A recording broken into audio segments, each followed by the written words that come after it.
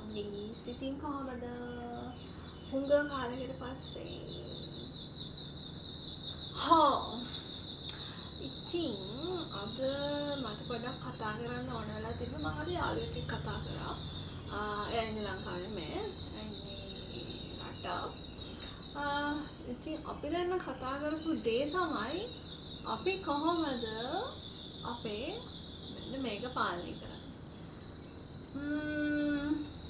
easy tip එකක් මම යාට කිව්වා. ඉතින් මට හිතුණා ඕගොල්ලෝ එක්කත් මේ ටිප් එක ෂෙයා කරගත්තා නම් හොඳයි කියලා. මොකද ගොඩාක් අයට ඒක තමයි කරන්න අමාරුම. හැබැයි ඒක තමයි කල යුත්තම.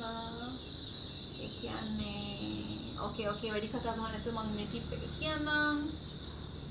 ඔයා නම් ගෙදර අම්මා මම දන්නවා දැන් මගේ YouTube channel එකේ ගොඩක් ඉන්නේ ගර්ල්ස්ලා හරි අම්මලා හරි කාන්තාවෝ හරි ඉතින් ඒගොල්ලෝනේ ගොඩාක් පවුලේ එළියට ගිහිල්ලා බඩු ගේන්නේ. ඉතින් shopping කරන්නේ වැඩි හරියක් මම කියන්නේ. වැඩි හරියක් ඉතින් ඔයගොල්ලෝ shopping කරන්න ගියාම ස්වීට්ස් ಜಾති ගේන්න එපා ගෙදර. ගෙදර ගෙනාවොත් ඉතින් බලපූසෝමිය නෙමෙයිනේ කන්නේ අපිනේ කන්නේ. ඉතින් ගෙදර ගේන්නේ නැතුව අවශ්‍ය දේ විතරක් හාල් නම් හාල් ටික එහෙම අවශ්‍ය දේ විතරක් ගෙදර ගේන්න. අනවශ්‍ය දේවල් ගෙදර උස්සන් ඉන්න එපා. ඉතින් හරි සරලයිනේ. හරිම සරල ටිප් එකක් තමයි මම ඔයගලන්ට කිව්වේ. හැබැයි ඒකේ ලොකු ඉම්පැක්ට් එකක් තියෙනවා. ඉතින් ලව්ලිස් මොකද හේතුව අපි දැන් ගිහලා බඩු ගෙනාවහම අපි දැන් සුපර් මාකට් එකේ දකින්න ලස්සන පැකට්ස් වල දාපු ලස්සන items chocolates biscuits එක වගේ දේවල්. ඉතින් අපි ඕක ගෙදර ගෙනල්ලා කනවා රහ කර කනවා. ඊට පස්සේ මොකද වෙන්නේ අපිට weight gain වෙනවා. අපේ හැම රැලි වැටෙනවා, අපි වාසියට යනවා, අපේ හෝමෝන් ඉම්බැලන්ස් වෙනවා.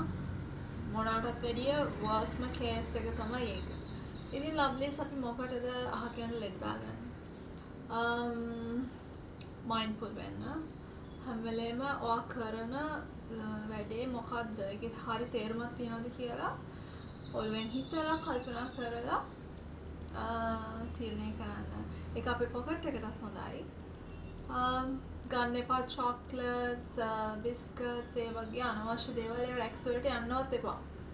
මම කියන්නේ නැහැ කන්න එපා කවදාවත් කන්න එපා කියලා. කියන්නේ everything in moderation. ඒ කියන්නේ අපි ඉඳලා හිටලා කියන මාස දෙකකට සැරයක් චොක්ලට් කෑල්ල, බිස්කට් එකක් මගේ ෆෝන් එක ඔෆ් වුණා. මොකද කිව්වේ? ඉඳලා හිටලා කෑවට කමක් නෑ ලව්ලිස්.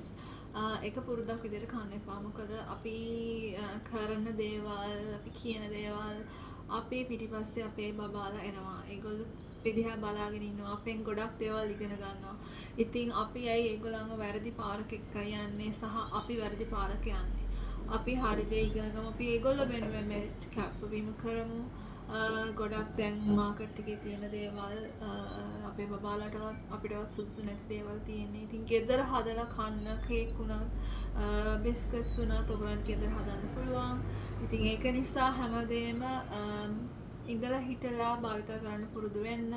පැණි, හකුරු ඒ වගේ කිතුල් පැණි ඒ වගේ ස්වීට් ಜಾති විතරක් අනුභව කරන්න. ඒ කියන්නේ ඒ වගේ ඒවා දාලා තියෙන ප්‍රොඩක්ට්ස් තියෙන ඒවා ගොඩක් හොඳයි. ඒවා කෑවට කමක් නැහැ.